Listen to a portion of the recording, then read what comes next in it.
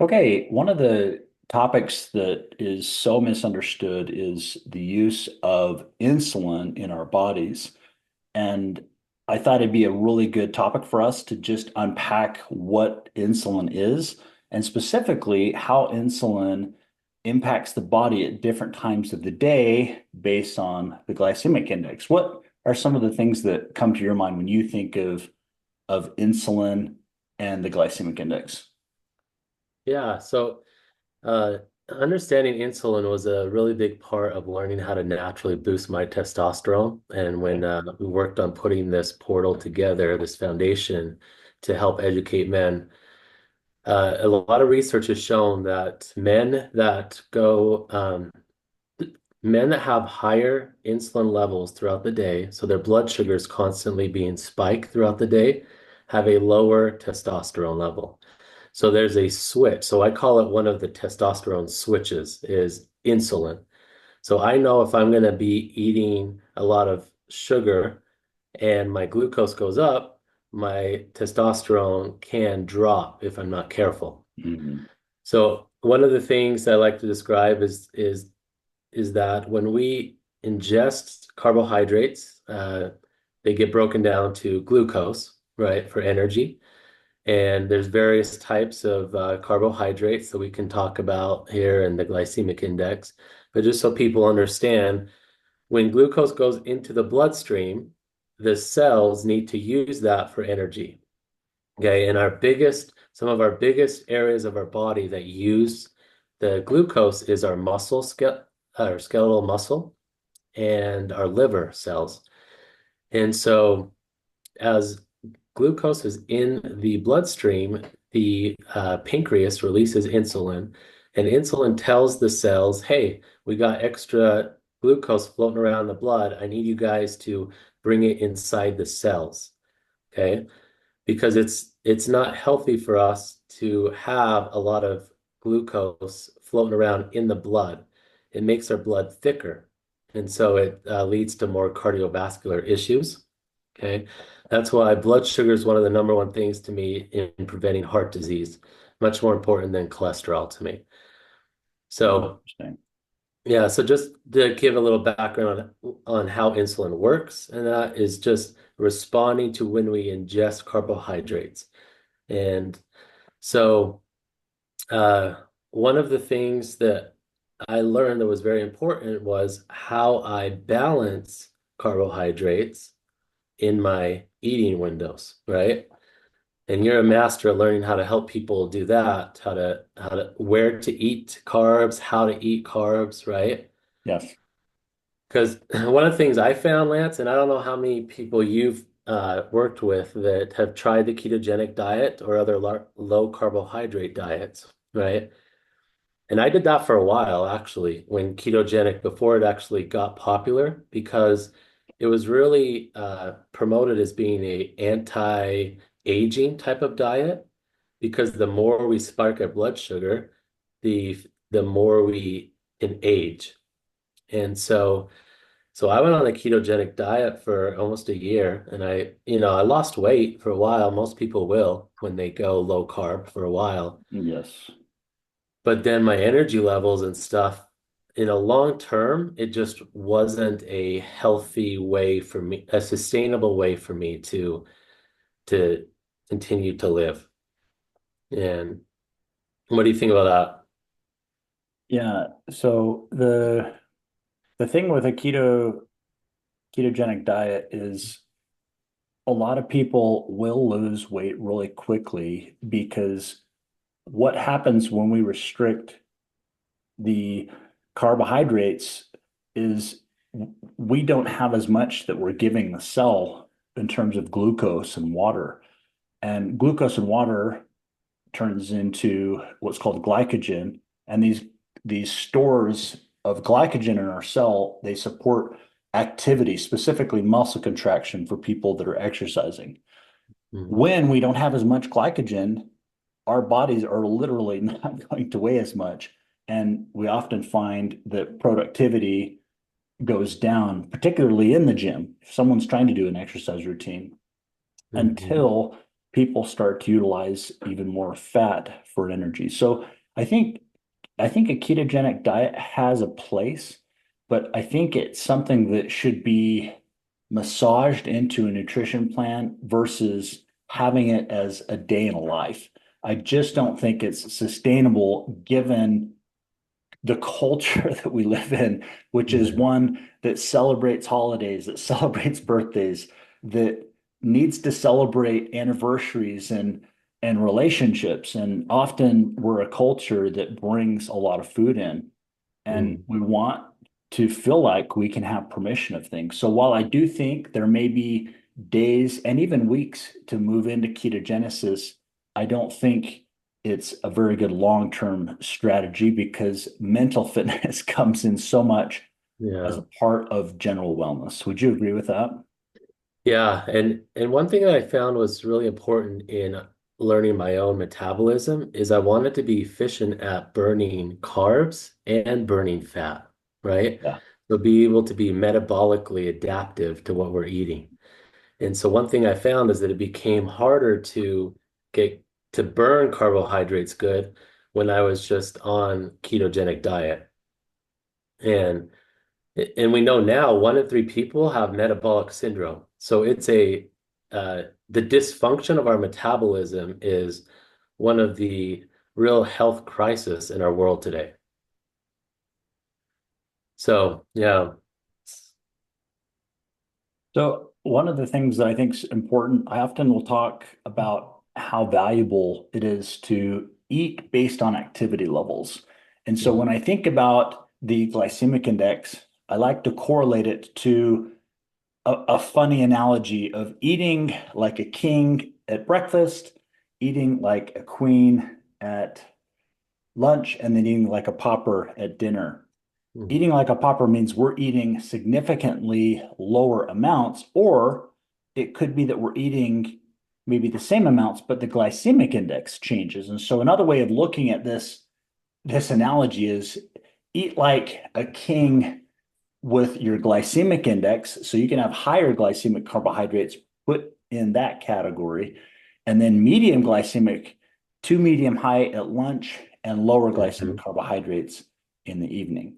And have you ever do you utilize that same kind of a concept when you're trying to lose body fat? How does that kind of an analogy? Have you seen that work for you, John? Yeah, that's a good point. I found especially when I weight train, I need to have carbohydrates earlier in the day.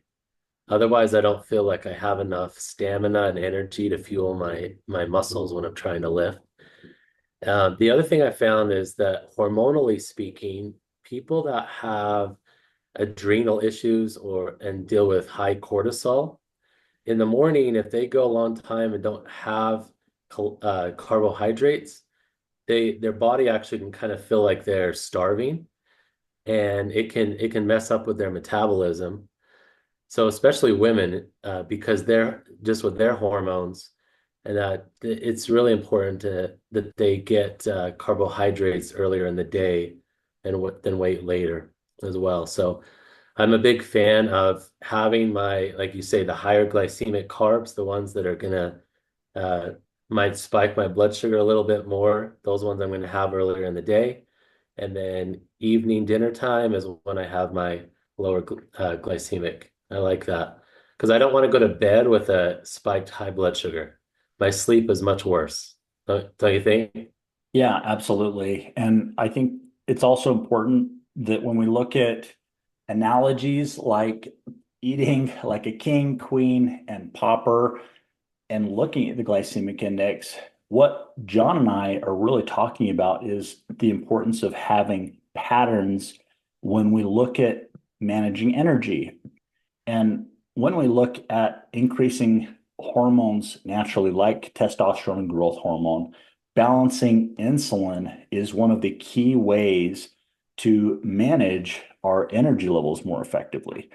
And Mhm. so the more we learn about the types of carbohydrates that fit into high, medium, and low, the better we can position our energy levels based on activity. Yeah, and that's what I love about this program that we designed is we really tried to customize it by first with every client that comes into us, doing blood work and understanding that person's how their body's working internally, right? And then working on creating a lifestyle that is doable for that person to create as a habit. And I think that's just so key because we're all so different genetically and just like our lifestyles and factors. So I really don't think there's just one diet, that's gonna just make everyone feel super, super amazing, right? We have to tailor it to how our genes and what our body wants and that. So what are a couple things that we look at in as far as diet goes that helps with um, carbohydrates? Because we're saying we want to have carbs, right? We don't want to stay away from carbs. Yeah, carbs are extremely important for a lot of reasons. So when I talk about having people eat greens first and protein second and carbs at the end, oftentimes people will get to the carbohydrates, and because of the hormonal responses of the foods we're eating in the front end, the stop eating hormone at the end often moves people to say, hey, I don't really feel like carbohydrates. Hmm. I strongly encourage carbohydrates though, because they act as a binder for vitamins and minerals. And so when people decide to abstain from carbohydrates, they're also choosing to abstain from a lot of critical vitamins and vitamin and minerals that are then going to help support lasting energy. And so a couple things just to be thinking about as we're looking at carbohydrates, it's so important to prioritize lower glycemic foods for lasting energy. So things like whole grains, I've already mentioned leafy greens and most fruits. Those are three things that can help to stabilize blood sugar. That again, best time to have those are at the end of your meal, those fruits and those whole grains, because they release a very gradual and more sustainable release of energy throughout the day. And that slow burning fuel is going to keep us away from burnout and away from the need for constant snacking.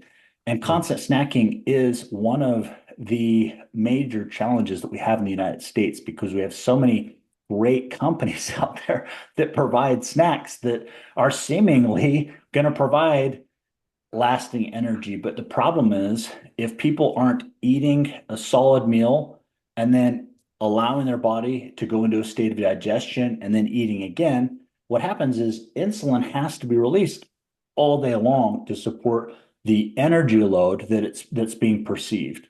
Any Hmm. thoughts on that? Yeah, and I think that that's just so key for each person to really understand how to balance their macros, how to bring in carbohydrates with the proteins and the fats so that it doesn't just spike their blood sugar level. I think it's just so key, and it's funny, one of my favorite things to do for simple carbohydrates is orange juice, but I mix it with a half a shaker cup of raw milk and then 2 scoops of my protein powder. So I use this cake batter protein with raw milk and orange juice, and it tastes like a creamsicle. But I Interesting. tell you that the energy that I get from that to go to the like after lifting or something is just awesome. But I don't know, just a side thing. I like that because I'm really one thing I've learned in doing functional blood work is that if people don't metabolize carbs and get enough healthy carbohydrates, their thyroid actually suffers. So if you're suffering with thyroid issues, we really need to look at how your metabolism is digesting and being able to deal with carbohydrates in a healthy way. Yeah, Um, and a lot of what John and I are talking about with managing insulin, managing carbohydrates, we're really trying to talk about having energy that at critical junction points of the day, you don't feel like you're in this roller coaster where you're not really in control. You are effectively strapped in and just mhm. buckling up for the ride, not knowing how to anticipate how the journey is going to shake out. Yeah. And that is the thrill of going on a roller coaster. But what Yeah. we would suggest is that you can be in control.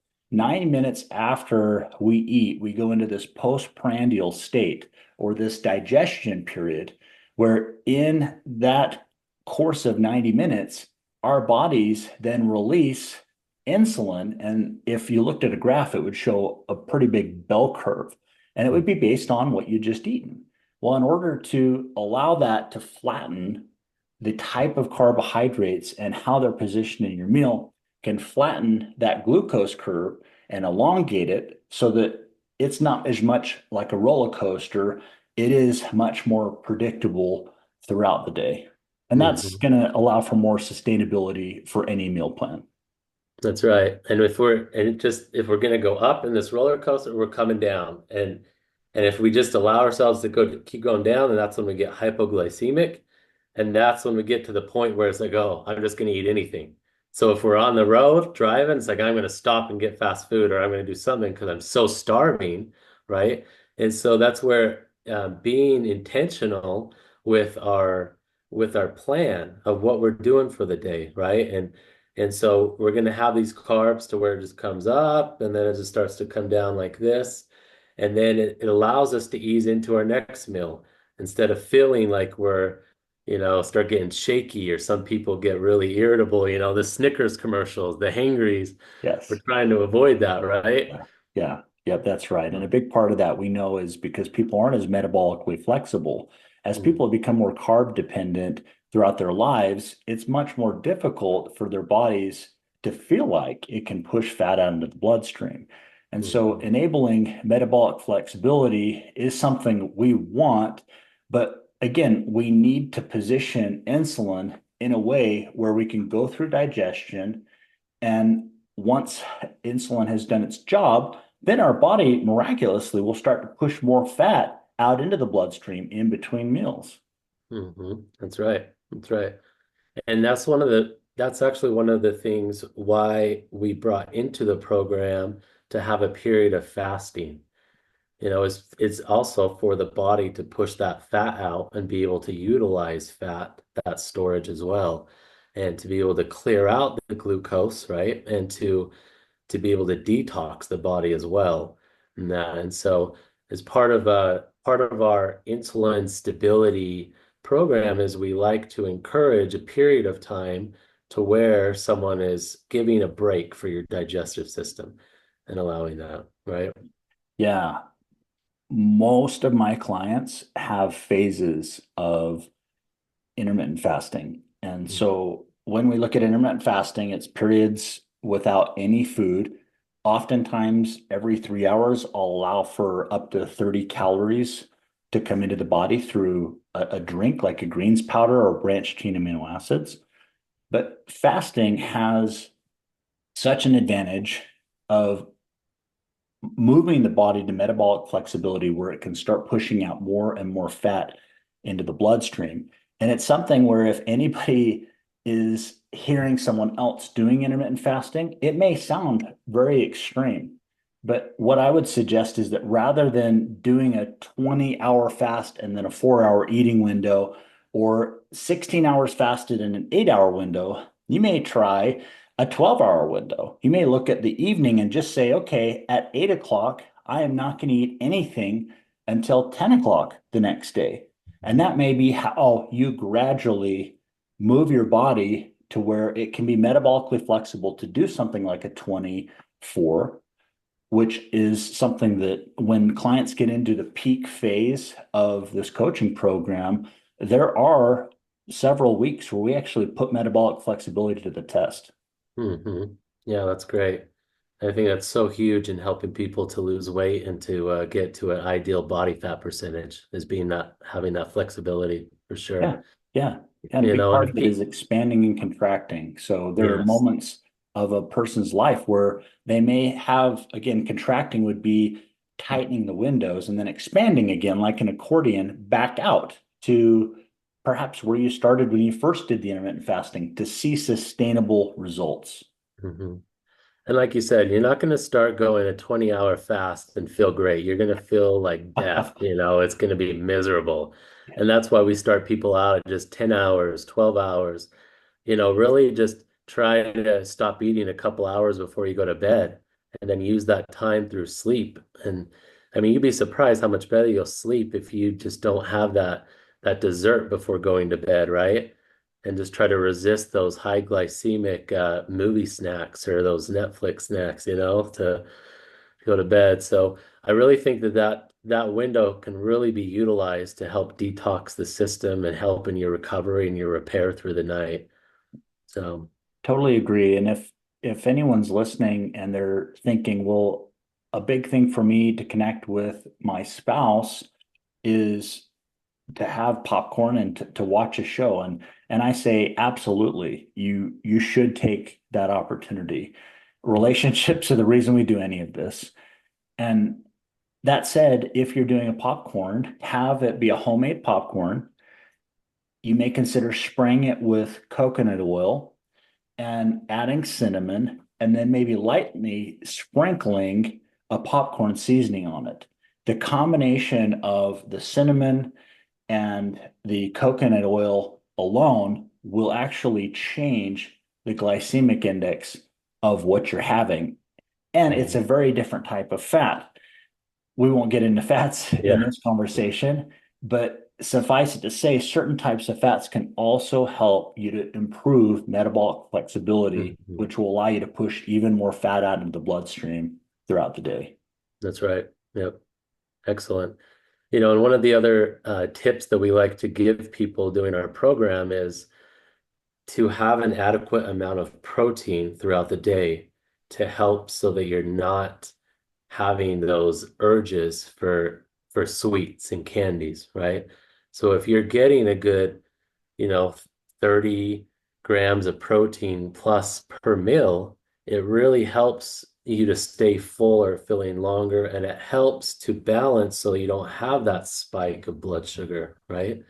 And so having adequate protein through the day, don't you think that's pretty important as well? It's extremely Yes. important. And I appreciate you bringing up protein because protein is a balance for insulin. It releases a hormone called glucagon, which is a counterbalance to insulin, keeping insulin much more balanced. And so, again, the rhythms of the day throughout the Hmm. day, they are so critical in how we move into rhythms at night and how we move into the next day and the next day and the next day's results. So keep in mind that these simple patterns, adding 30 to 40 grams of protein per meal, figuring out when you're going to eat and making sure you eat and then you don't eat anything in between your meal. Looking at intermittent fasting approach, where it is a very gradual evolution. These types of things compound, improving this internal ecosystem, which then ultimately gives you different feelings every next day. We are human beings and we're very much feeling people. We Hmm. rely a lot on emotions. And if you're someone that's struggling with an emotional balance, the more you become hormonally balanced, the more we would argue that you become emotionally balanced as well. That's right. I just like to bring up again one of the unique things about working with us together is, I mean, we already know, at least 1 out of 3 people have severe metabolic issues, right? It's really higher than that, but as far as metabolic syndrome goes. So if you're someone who's listening to this and you're like, okay, that's me. I try to eat healthy, but my weight's not budging, my body fat's not budging. I don't know what I'm doing wrong. Well, there's a whole foundational process in understanding your body. And in this world that we live in right now, it's created a lot of different health challenges, besides thyroid and having gut issues, right? And having leaky gut issues and feeling bloated all the time. You can feel, if you have those type of issues, when you have certain carbs in that, you're going to feel pretty bloated sometimes, right? So we have to work on balancing the bacteria in your gut. And that's something that we do through this program is helping to heal up your leaky gut, help to get you and educate you on the type of bacterias and how you can get rid of harmful bacterias out of your system, how to boost your thyroid. These are all health challenges that are real nowadays. And having someone that can, do blood work and start to guide you on a healing path with working together with someone who's integral in your diet plan and your exercise plan. This is really the future of getting healthy because of unfortunately all the different challenges that we have. But I'm telling you, it can be done. We see it all the time. And instead of you know, going to your doctor, because I hear this all the time. I go into the doctor, they told me, your blood work's pretty much fine. Oh, you can take this pill and I'll see you in, 90 days or something. Well, the pill isn't really doing much for them, right? Even with when it comes to blood sugar pills, okay? I won't name some of the most popular ones, but we know they are because they're so overly prescribed. I get patients on taking a natural thing like berberine, which improves your insulin sensitivity naturally. It actually helps to regulate cholesterol within your blood, and there's not the side effects to this. So there's so much out there that we can utilize to benefit our health and help us on our healing journey. And that's where me and Lance have come together because we see that there's this need out there. And we love to help people to get on track and to heal their foundational issues so that they can go on long term and feeling their best self. That is exactly our whole mission, is to help people live their best lives and to feel like their best self day in and day out. And where anybody is at in their life, a big focus of our program is to meet people where they're at. Because we Right. know that yesterday could have been a great day, but today there may have been some outliers and it may be a different experience. But even having the experiences of life that ebb and flow, we know that if you look to your next meal, oftentimes that is the easiest way to get back on track because the Mhm. next meal is coming up because our body's very good at giving us feedback. And when we need nutrition, the body is pretty impatient. Mhm. Mhm. And so when we look at the next meal, when we look at the next best step, our focus in helping you to become your best self is about feeling like a more whole person, a more balanced person. And our hope is that the information that you take in here can help with the information that you put in here. And that will help you, this investment will help you to show up even more for the people that you love. Mhm. That's right. One of the things I heard this quote and I really love it. And the decisions that I'm making now is this decisions that my 100-year-old self would appreciate. And when it comes to foundational diet uh, goals, and ways that we want to live, managing our insulin levels is something that your 100-year-old self is going to appreciate, right?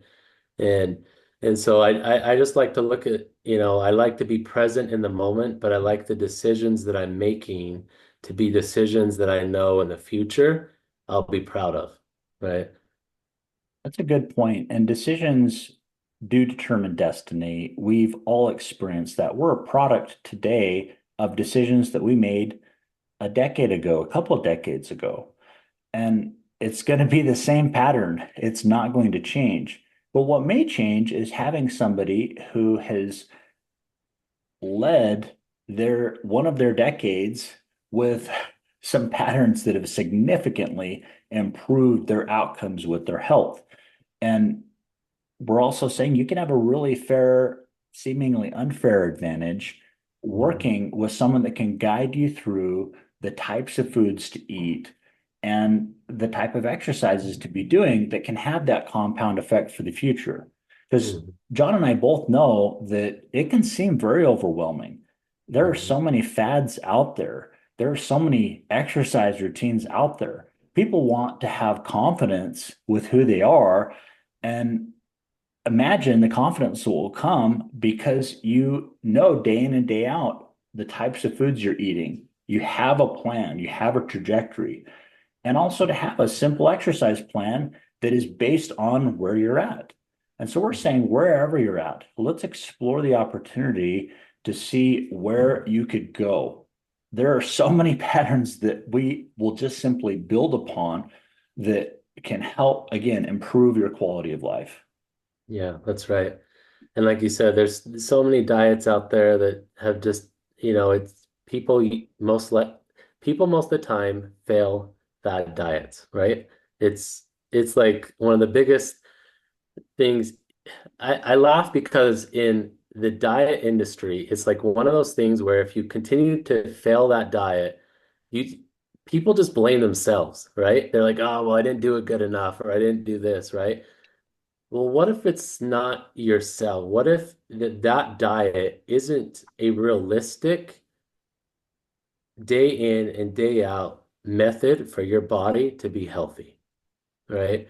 And that's what we're about is trying to create that. And in the even in the bodybuilding industry, how hard that is on tracking macros and doing things and not getting enough fats. And then, women will lose their periods and different health issues through this. And what we want is we want to have a diet to where your body is able to metabolize carbohydrates. It's able to get enough nourishing fats that give your hormones and your system sustained, healthy energy levels, and to have protein that allows you to keep your muscle mass. Because we know the amount of muscle mass on a person really does equate to a lifespan as well. And I don't mean like artificially, steroiding up type of muscle mass, but what I'm saying is on average, a person that keeps a muscle mass on their body, they are more likely to live longer and not injure themselves, right? So a lot of what we're doing is to help people for their future, for their longevity.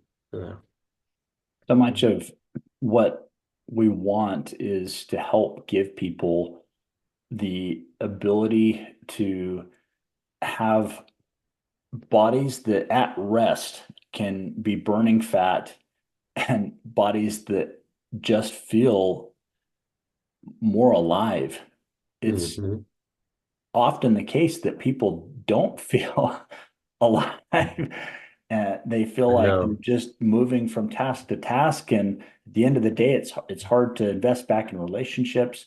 When we look at things like developing more lean muscle tissue, that lean muscle tissue, for anyone listening that understands investments, they're almost like asset classes. Mm. Our muscles can literally give us dividends where the more muscle, lean muscle that we have, the more fat we burn at rest. And that's Mhm. really exciting. And it's the same with the types of fats we take in tomorrow and how it impacts metabolism and inflammation.